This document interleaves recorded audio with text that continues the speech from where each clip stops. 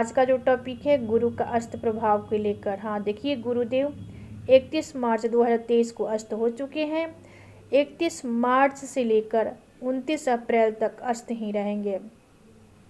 गुरु बृहस्पति देव जब भी अस्त होते हैं तो शुभ काम वर्जित होता है, यानी उस टाइम उस पीरियड में मंगल कार्य नहीं की जाती है। यानी मंगल कार्य, विवाह, मुंडन, उपनयन, संस्कार, किसी प्रकार का शुभ काम उस समय नहीं की जाती है। देखिए, गुरु भाग्य, ज्ञान, संतान, विद्या, धन, विवाह के कारक हैं। गुरुदेव शुभता के दाता प्रदाता हैं।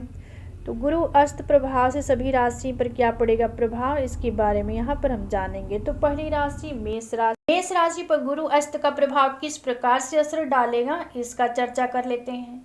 देखिए, मेष राशि के जो लोग हैं इनके लिए गुरु 9 भाव, द्वादश भाव के स्वामी हैं। गुरु आपकी राशि से द्वादश भाव में ही अस्त हैं, यानी निस्तेज हैं।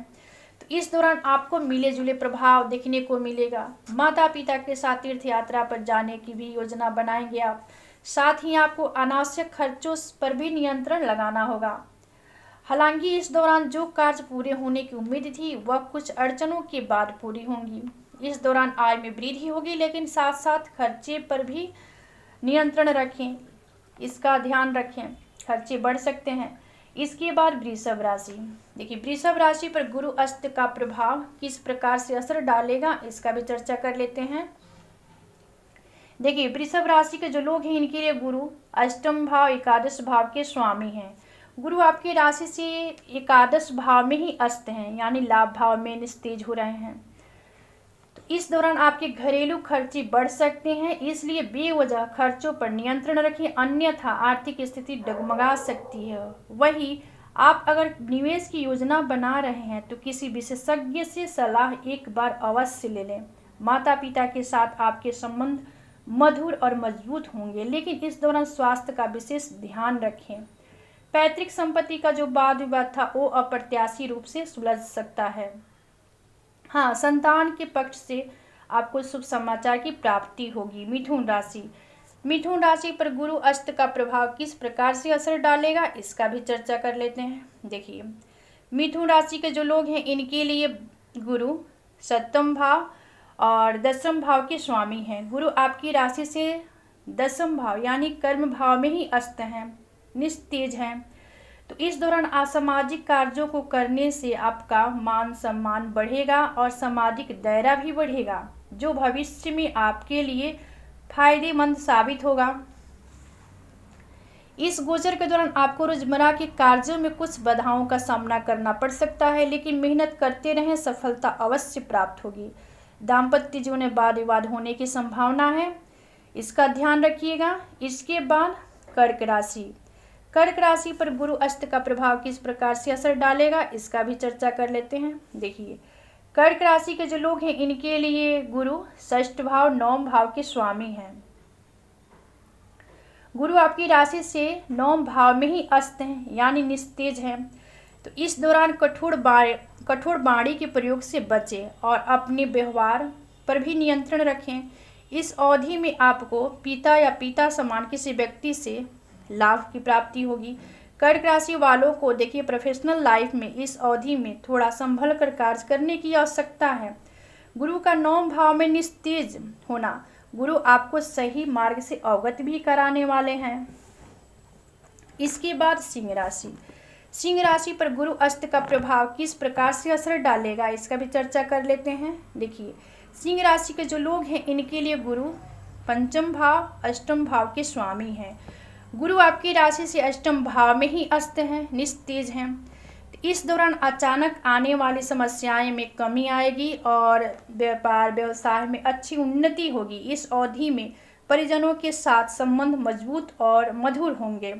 इस अवधि में आपको पारिवारिक सदस्यों की सेहत का भी विशेष ध्यान रखना होगा। घर परिवार का सहयोग मिलेगा, इसलिए कि गुरु की जो दृष्टि होगी वह द्वितीय भाव पे होगी। द्वितीय भाव परिवार कुटुंब का होता है। हाँ, इस गोचर के दौरान आप अपने आप में थोड़ा सा स्पेस रखना सीखिए, आपके लिए सही रहेगा। इसके बाद देखिए कन्या राशि। कन्या राशि पर गुरु अस्त का प्रभाव किस प्रकार से असर डालेगा, इसको देख लेते हैं। देखिए, कन्या राशि के जो लोग हैं इनके लिए गुरुदेव चतुर्थ भाव सप्तम भाव के स्वामी हैं। गुरु आपकी राशि से सप्तम भाव में अस्त हैं, निस्तेज हैं। तो इस दौरान आपको दैनिक कार्यों को करते समय सावधानी बरतनी चाहिए। हाँ, जीवन साथी के साथ आपके रिश्ते मधुर और मजबूत होंगे। अगर आप कहीं निवेश कर रहे हैं तो उसमें आपको लाभ की प्राप्ति होगी, यानी इसके लिए समय अनुकूल है और आपकी आर्थिक स्थिति मजबूत होगी। इस गोचर के दौरान आप थोड़ा सा संभल कर काम कीजिए। हाँ, यहाँ पर देखिए, गोचर के दौरान आप अपने आप में बदलाव लाना सीखिए। हाँ, इसके बाद देखिए तुला राशि। तुला राशि पर गुरु अस्त का प्रभाव किस प्रकार से असर डालेगा, इसका भी चर्चा कर लेते हैं। देखिए, तुला राशि वाले के लिए गुरु तृतीय भाव षष्ठ भाव के स्वामी हैं और षष्ठ भाव में ही अस्त हो रहे हैं। तो षष्ठ भाव जो है रोग रिपु कर्जा एनिमी का भाव होता है। तो गुरु आपकी राशि से षष्ठ भाव में ही अस्त हैं, निस्तेज हैं। तो इस दौरान भाई बहनों की वजह से कुछ परेशानियां का सामना करना पड़ सकता है।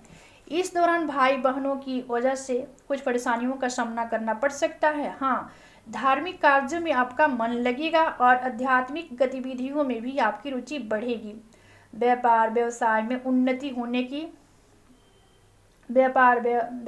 उन्नति होने से आर्थिक स्थिति आपका बेहतर होगी। हालांकि आपको इस अवधि में अति आत्मविश्वासी होने से बचना होगा। हाँ, आप जिस स्थान पे काम काज के लिए कार्यरत हैं वहाँ आपको इज्जत और ओहदा आपकी बढ़ेगी, यानी मान सम्मान वहाँ पे आपको मिलने वाला है।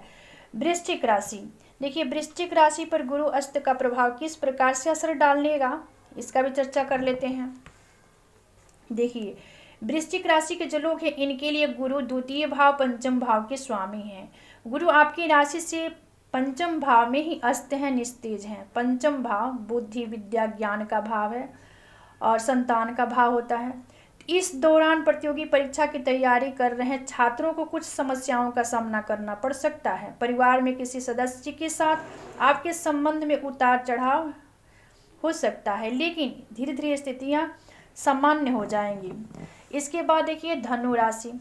धनु राशि पर गुरु अस्त का प्रभाव किस प्रकार से असर डालेगा, इसका भी चर्चा कर लेते हैं। देखिए, धनु राशि के जो लोग हैं इनके लिए गुरुदेव चतुर्थ भाव और धनु राशि प्रथम भाव के भी स्वामी हैं, लग्न के ही स्वामी हैं और गुरु आपकी राशि से चतुर्थ भाव में ही अस्त हैं, निस्तेज हैं। चतुर्थ भाव जो होता है निजी सुख, वाहन सुख, भवन सुख, माँ का भाव होता है। तो इस दौरान आपने स्वास्थ्य का विशेष ध्यान रखिए। कहीं निवेश की योजना बना रहे हैं तो उससे कुछ समय के लिए टाल दें। इस गोचर के दौरान कामकाज में व्यापार व्यवसाय में आपको विशेष फायदा मिलने वाला है। इसके बाद आगे बढ़ेंगे मकर राशि। मकर राशि पर गुरु अस्त का प्रभाव किस प्रकार से असर डालेगा, इसका भी चर्चा कर लेते हैं। देखिए, मकर राशि के जो लोग हैं इनके लिए गुरु तृतीय भाव द्वादश भाव के स्वामी हैं। गुरु आपकी राशि से तृतीय स्थान में ही अस्त हैं, निस्तेज हैं। तो इस दौरान आपकी आत्मविश्वास और साहस में कुछ कमी आ सकती है। देखिए, तृतीय भाव जो होता है साहस, पुरुषार्थ, एफर्ट का भाव होता है। तो मकर राशि वाले जो इस अवधि में थोड़ा सा संभल कर कार्य करने की इनको आवश्यकता है। हाँ, यहाँ पर देखिए, इनके जो पास पड़ोस के लोग जो हैं इनसे किसी बात को लेकर थोड़ा सा मतांतर हो सकता है। साथ ही अपने खर्चों पर नियंत्रण रखना सीखें। इसके बाद कुंभ राशि। कुंभ राशि पर गुरु अस्त का प्रभाव किस प्रकार से असर डालेगा, इसका भी चर्चा कर लेते हैं। देखिए, कुंभ राशि के जो लोग हैं इनके लिए गुरु द्वितीय भाव एकादश भाव के स्वामी हैं। गुरु आपकी राशि से द्वितीय स्थान पर अस्त हैं। इस दौरान आपको आर्थिक समस्याओं का सामना करना पड़ सकता है। इस अवधि में कहीं भी निवेश ना करें, अन्यथा हानि और नुकसान हो सकता है। इस दौरान बेहतर होगा कि आप अपने शब्दों का चयन सोच समझकर करें, अन्यथा किसी वाद विवाद में फंस सकते हैं। इसके बाद आगे बढ़ेंगे और मीन राशि।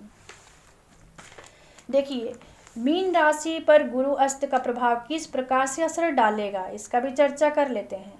देखिए, मीन राशि के जो लोग हैं इनके लिए गुरु लग्न के ही स्वामी होते हैं, राशि के ही स्वामी हैं और दशम भाव कर्म भाव के भी स्वामी हैं। और गुरु आपकी राशि यानी लग्न भाव में ही अर्थात पहले स्थान में ही अस्त हैं, निस्तेज हैं, तो इनकी जो दृष्टि होगी वह सप्तम भाव पे होगी। तो इस दौरान अपने सेहत के प्रति सचेत रहें। हालांकि इस दौरान आप कहीं भी निवेश करने से बचें और परिवार के सदस्यों का भी ध्यान रखें। उत्साह में कमी आएगी। इस दौरान गतिशील रहें, यानी अपने कामकाज को लेकर थोड़ा सा जागरूक रहें। इसके बाद देखिए, गुरु संतान पक्ष के दाता हैं। अगर गुरु को ठीक करना है और इनका पर्याप्त फल की प्राप्ति करना है तो अपने माथे पर केसर का तिलक लगाइए, धर्मस्थली मंदिर का सफाई कीजिए और प्रतिदिन मंदिर में जाकर भगवान का दर्शन करते रहिए। और गुरु, तो आज का विषय यही समाप्त होता है। मिलते हैं अगले वीडियो में एक नए विषय वस्तु के साथ। तब तक के लिए धन्यवाद।